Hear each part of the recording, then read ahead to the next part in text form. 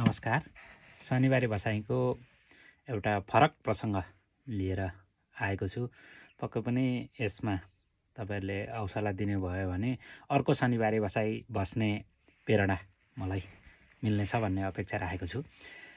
र मैले आज चाहिँ एउटा डरको कारण भन्नेलाई प्रसङ्गलाई जोडेर कथा लिएर आएको छु।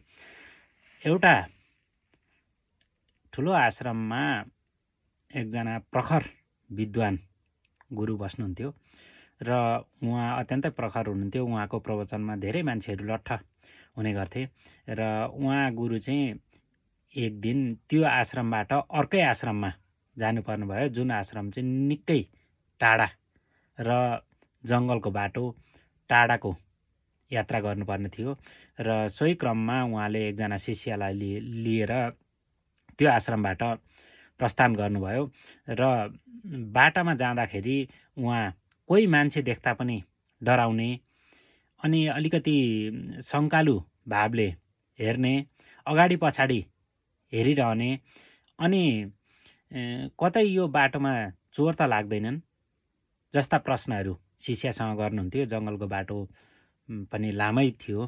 त्यसपछि उहाँलाई जाँदा जाँदै बाटोमा प्यास लाग्यो। प्यास लागिसकेपछि एक ठाउँ बाटो छोडेर अलिक पर कुवा देखियो र कुवा देखिसकेपछि शिष्यलाई भन्नुभयो, म पानी लिएर पनि आउँछु, पानी पिएर पनि आउँछु, तिमीले यो झोला राम्ररी सम्हाल्नु भनेर उहाँले बोकेको झोला शिष्यलाई दिनुभयो र उहाँ पानीको कुवातिर लाग्नुभयो र शिष्य पहिलेदेखि अचम्म परेका थिए। यत्रो प्रखर गुरु किन आज यस्तो डरमा हुनुहुन्छ, यस्तो किन शङ्कामा हुनुहुन्छ भन्ने कुरामा थिए र उनले त्यो झोलालाई हेरे। झोलामा हेर्दा त एउटा निकै ठुलो सुनको डल्लो रहेछ र त्यो सुनको डल्लो देखिसकेपछि शिष्यले त्यो सुनको डल्लोलाई त्यहीँ फ्याँकेर त्यति नै तौल र त्यस्तै आकारको एउटा सुनको डल्लोको ठाउँमा ढुङ्गो हालिदिए।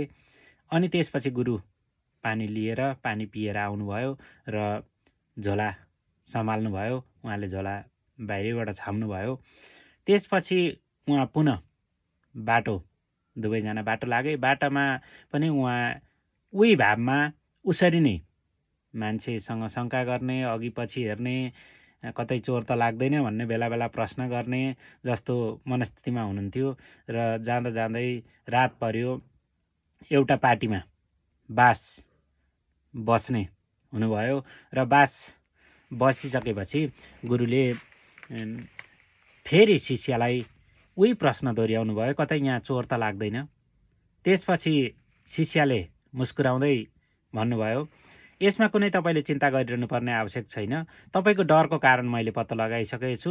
तपाईँको डरको कारण चाहिँ मैले त्यो तपाईँ पानी पिउन जाँदा नै त्यहीँ फ्याँकिदिइसकेको छु। त्यसपछि गुरु आत्तिँदै झोलामा हेर्नुभयो। झोलामा हेरेको त सुनको ठाउँमा ढुङ्गा पो रहेछ। त्यसपछि गुरु एकछिन गम्भीर हुनुभयो र मुस्कुराउँदै भन्नुभयो, अरू बेला म तिम्रो गुरु थिएँ, तर आज तिमी मेरो गुरु बनाएका छौ। डरको कारण भनेको वस्तुमा होइन, मनभित्र रहेछ। सुनको डल्लो बोकेर हिँड्दा पनि म उत्तिकै डराइरहेको थिएँ। जब तिमीले त्यो फ्याँकिदियौ, ढुङ्गो हालिदियौ, ढुङ्गो बोक्दा पनि उत्तिकै म डराइरहेको थिएँ। त्यो सुन वा ढुङ्गोले मलाई डराएको होइन रहेछ, मनले डराएको रहेछ।